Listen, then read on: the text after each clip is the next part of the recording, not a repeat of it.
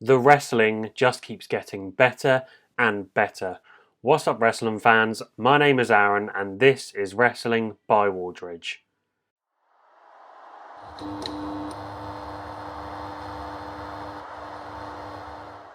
Before I get started, I just wanted to give a massive thank you to Steve from SCW for having me on his latest SCW Rewind show, along with Jonesy Chats Wrestling. It was a really fun time, it was a great show to review. Obviously, go and check that video out. I'll leave the link in the description down below.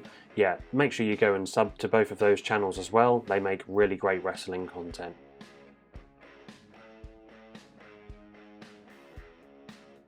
So first up, Charlotte Flair versus Asuka from Monday Night Raw in a rematch from last week. And I thought that this match was definitely an improvement from last week. It got given a lot of time, which was awesome. The match told a great story of Charlotte focusing on the leg of Asuka from the get-go. Excellent psychology as it weakens Asuka's educated feet, and it also sets up for the figure 8 leg lock. And I thought Asuka did a magnificent job of the selling of her leg as well, and Charlotte also sold for Asuka very well too. There was great character work from an increasingly frustrated Charlotte after each Asuka kickout, especially towards the end of the match. And whilst the action was a little sloppy here and there, I generally thought the wrestling was really solid. It's no secret that Charlotte and Asuka have great chemistry together, but Charlotte managed to get back her win from last week after a pinfall when she countered the Asuka lock.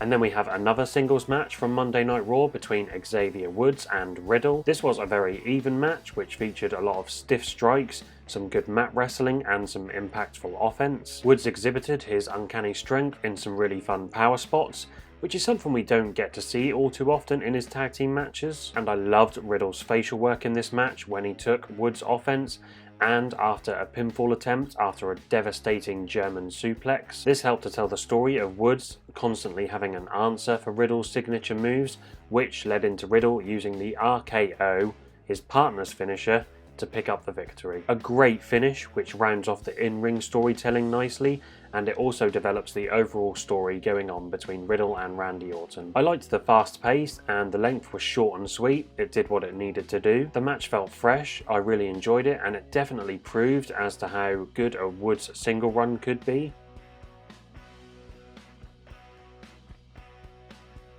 Next up, we head to New Japan Strong, where the Strong Championship was on the line between Chris Dickinson and Tom Lawler. The match told a very simple but compelling story of two men aiming to outwork and out-wrestle each other. We saw Dickinson adopt a smart game plan of attacking Tom's leg, who is a proficient striker. Lawler definitely underestimated Dickinson, unable to gain a foothold in this match, but he eventually settled down on a strategy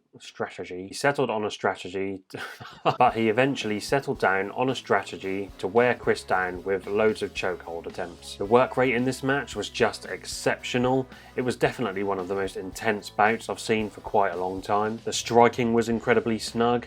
There was a variety of excellent submission spots, and I have seen a few people compare this match to one from GCW's Bloodsport, or like a worked MMA fight perhaps. Credit to both men's endurance as they just beat the living crap out of each other for 20 minutes plus at a pretty good pace. But Lawler picked up the win with a deadly looking sleeper suplex.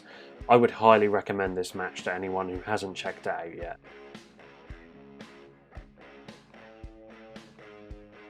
And then we have the eagerly anticipated match between the Usos and the Street Profits from Friday Night Smackdown. And say what you will about the lack of depth in the tag division and the repetitive nature of it, but WWE does know exactly how to structure a good tag team match which adheres to the rules. And this match was a great example of that. It got given a great amount of time, which allowed it to flow nicely and really build up the tension, and the refereeing was great as well. The story of the match asked one simple question: would the Usos have any ring rust on their return? And initially there was, as the Street Profits controlled the early portion of this match. However, the Usos were able to mount a great comeback, displaying their excellent tag team chemistry to isolate Montez Ford in order to gain the upper hand. And I loved the attitude change in the Street Profits, who acted very territorial over their tag team division.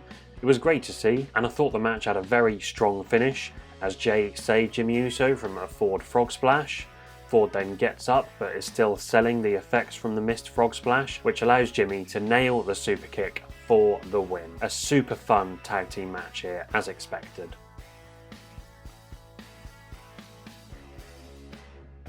And then lastly, we have Finn Balor versus Karrion Kross 2 for the NXT Championship from NXT. I love the story of a resilient Balor who just kept coming back for more and more after some really impactful Kross offense. Kross does get a lot of stick, but I think his character work is really impressive. His mannerisms and the way he carries himself, his pacing, just makes him look even more like a monster. The match had excellent psychology, with both men executing really smart game plans. Balor looked to counter Kross's power game, whilst Kross focused on Balor's back, trying to wear him down. And I thought Balor did an incredible job of selling his back for the duration of this match. For me, his selling is amongst the best in the world at the moment, and Kross was no slouch either, to be fair, as he visibly nursed his injuries as well. Despite the result being a little predictable, I thought the match had brilliant drama, with some great submission teasers in particular, the best coming from a great triangle choke from Balor. However, it wasn't enough to put Kross down, as he eventually applied the Kross jacket.